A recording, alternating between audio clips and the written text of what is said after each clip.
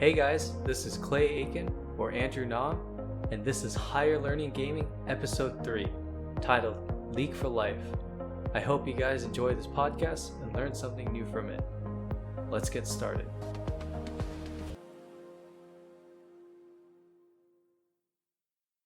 Hey everyone, hope everyone's doing well and living the dream. For this episode, I'd like to give a brief overview to start off. First, I'd like to explain why I created this episode, and then move on to how I started with this video game known as League of Legends. And then after that, I'll discuss how I fell apart with this game, and in the end, what I did as a result of this adventure. So this episode is titled League for Life, and the reason why is because League of Legends was a big part of my life. For the first time ever, I strived for a goal that I created myself, which was to become a pro gamer. This was the hardest and most fun adventure I've ever had in my life. I got to go out and live on my own and try to figure out how to make it. This taught me a lot of lessons about life itself that you don't really get to learn in school or your parents really teach you. This made me grow maturely into a better person, and I learned the sacrifice and failure that had to happen in order to become who you wanted to be. At that time though, I was not mature enough to become a pro gamer. So after a year of trying, I gave up and decided to go back to school.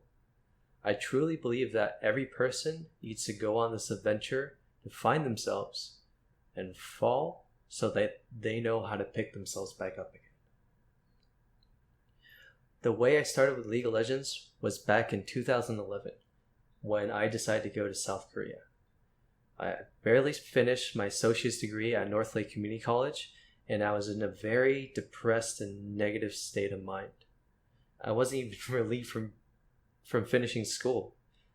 And then my mother suggested to me that maybe if I moved to Korea for a year and try to figure things out, I'll come back enlightened. So I believe going to a different country makes someone more open-minded, and you can only experience so much just living at home. Going to Korea gave me time to readjust and figure out what it is I really wanted in my life.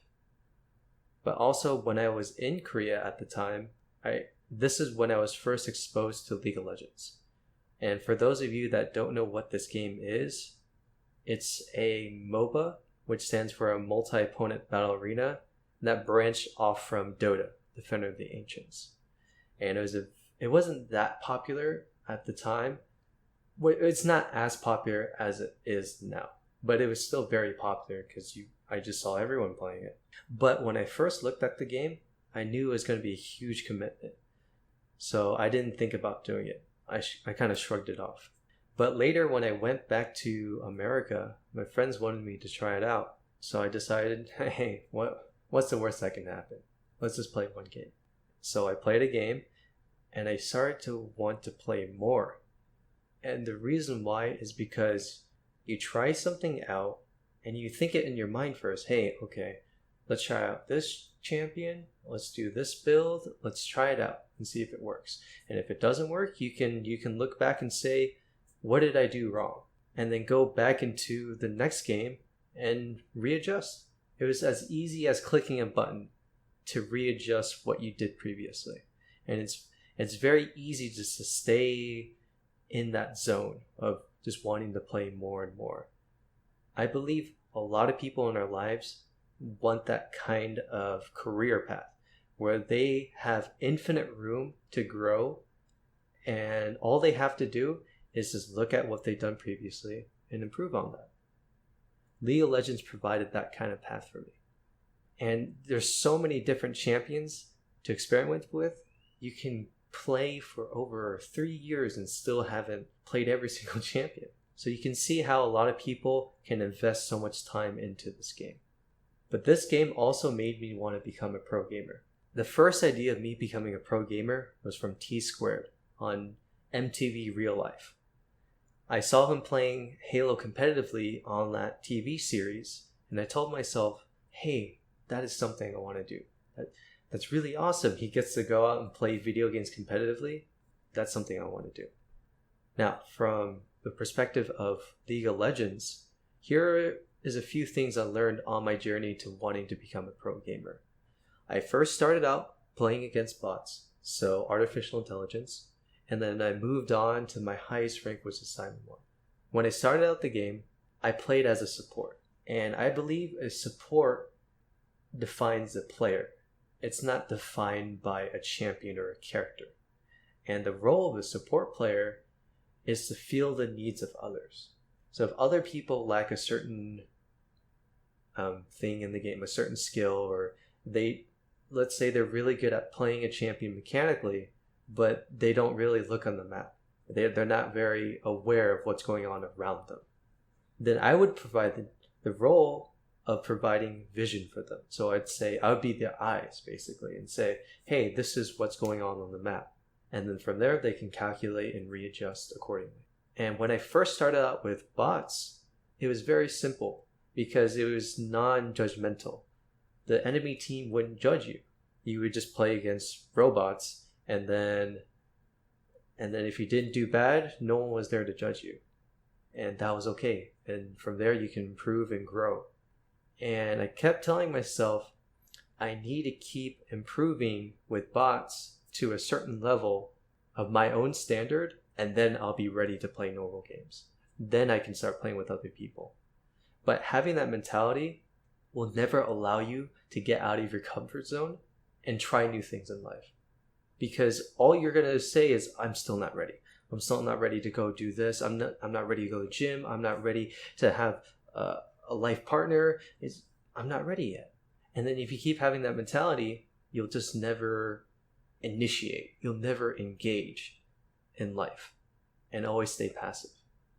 So this game taught me, in order to progress farther and become a pro gamer, I got to get out of my comfort zone and start doing things that feel uncomfortable to me in order to become who I need to be.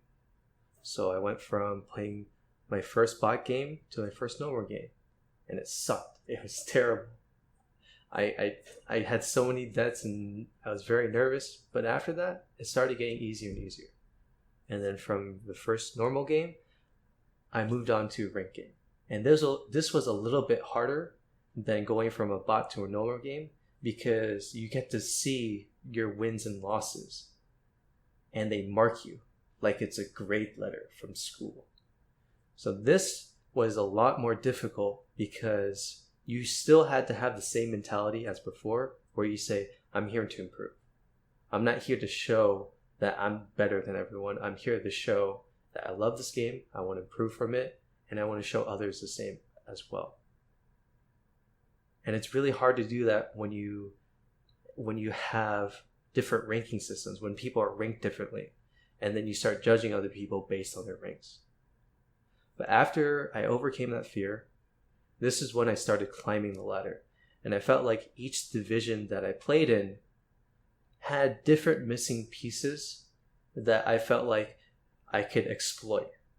There's something that each player in each division was missing and had certain weaknesses that I could use to my advantage.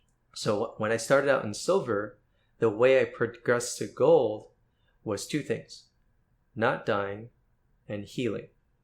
For me, not dying meant not making silly mistakes. Not making mistakes, careless mistakes is what I'm trying to say. And if I didn't make careless mistakes, then I'm making less mistakes than my opponents.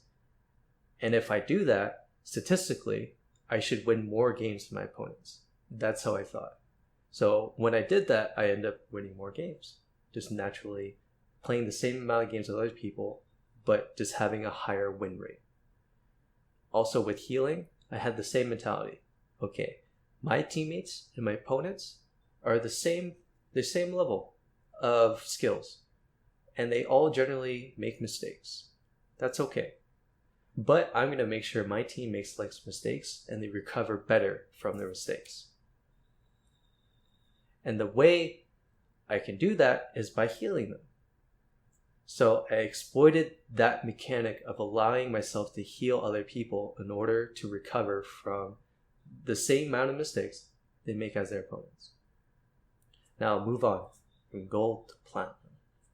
Now I had to adapt. I had to readjust. I couldn't do the same thing I was doing before. I hit another wall, another plateau. And from here, I say, okay, what can I exploit here and use to my advantage? And I realize the way I can do it is with great decision making. And what I mean by this is the best decision making skills come from the more information you have. So if you have all the information in the world, just like a spectator watching a game, you can make the best analysis ever. But if you're actually playing the sport or you're in the game, it's a lot harder for you to do that because there's a lot more things you have to take account for. You're not just sitting in a chair and watching someone play. You're actually engaged in that. So I realized, okay, if I can provide vision and give information to my teammates, then they can make better decision-making skills. And that's what I did.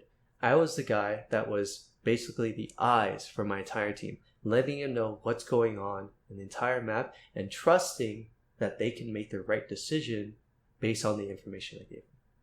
And from that, I went from gold to platinum. And then from platinum to diamond, I had to readjust again based on more things. And I kept going at that rate until I finally reached the high peak of my skills, which was diamond 1. And I felt really happy and I felt very joyful because it was a sign that I had a goal and I could reach it. My bigger dream was to be a pro gamer, but this was a step in the right direction for me. And I was really happy about that. There was even a time where I felt like I couldn't make it because I was always reaching these plateaus over and over again. And at one point, I remember talking to someone and said, hey, I feel like I can't make it up to Diamond 1. I feel like it's really difficult to reach that high point. And he said to me, maybe it's because you were meant to stay at your skill level. You weren't meant to reach higher than that. And I felt really bad when he said that to me. I'm sure he had good intentions saying that. He was just saying, hey, maybe this is realistically your limit. But to me, I took it really hard in the heart. And when I played one more game, I met one other person that told me the opposite. That said, hey, I've reached Diamond 1 as support. I've done it. I've been in your shoes. You can do it. And then from that, I rekindled my motivation and I went out and reached for it. And I made it. As a result of this, an image was created. And this image gave me the ability and confidence to go influence other people, to stream online, which means just play my video game live in front of other people. I even got help from YouTube content creators such as Tech, a big shout out to him, and Jordan Williams as well, who is the creator of Improve Your League.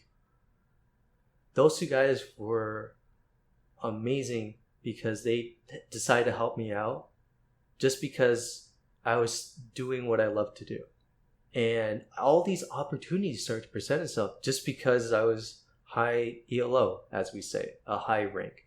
And ironically, I thought League of Legends would be a game that would die out before I left it. But I was actually the first to give up on that game. And I believe the reason why I gave up on the game was because I had a very bad mentality from the image I created. I started connecting myself with that image and saying, hey, because I have a high rank, I'm better than other people. You can't tell me what you think. Your opinion is not valid. And I stopped growing. And I stopped being more scared of how people would think of me, start being more scared of someone maybe replacing me, instead of just being okay with being myself and just sharing that with other people and trying to bring up other people as well.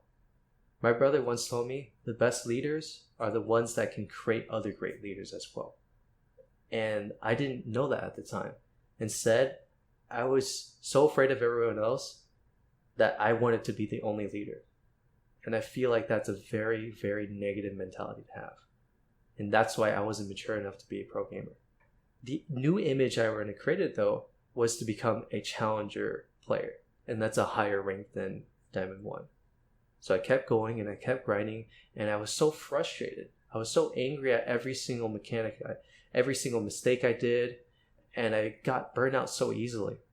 And I was at that point in time, I was spending 16 hours a day playing League of Legends.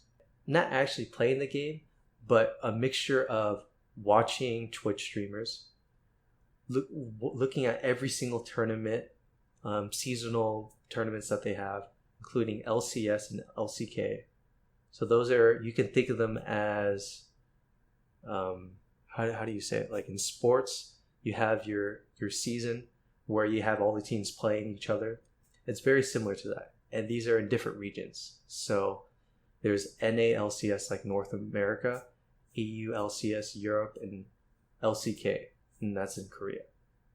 So I was studying all these different regions and seasons and different pro players and trying to figure out, what do I do about this? What do I do about that? And the thing about this game is it constantly changes. So whatever you learned for a short period of time can be gone just like that. So you had to always keep up with it. You always keep wanting more, and you never had anything that stuck with you. You always had to readjust and re-improve. And I remember I spent 4 hours in a row just trying to memorize cooldown statistics of every champion, reciting myself, and I was willing to do whatever it took to reach that goal, but I became a different person from it. And that's why I stopped. The more I desired the image that I created and cared about this image, the worse I started playing. The only way I got rid of this was letting go of that image. So at that time, I stopped streaming and I felt relieved. Not because I wasn't helping out people anymore, that responsibility that I had. It was more of I was letting my ego go. I was saying, I don't care about this image anymore. What I care about is being true to myself and helping other people. And my ego kept telling me, hey, you spent all this time in this game and you're going to stop now? No, keep playing. You got to keep going. Keep going. But I felt like it was a waste. It was very toxic for me to keep going, so I stopped.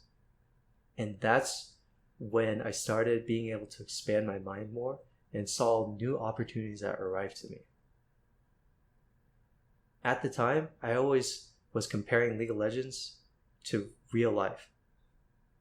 Saying, should I play League of Legends or should I go do real life things? League or friends? League or relationship? League or going out? League for life.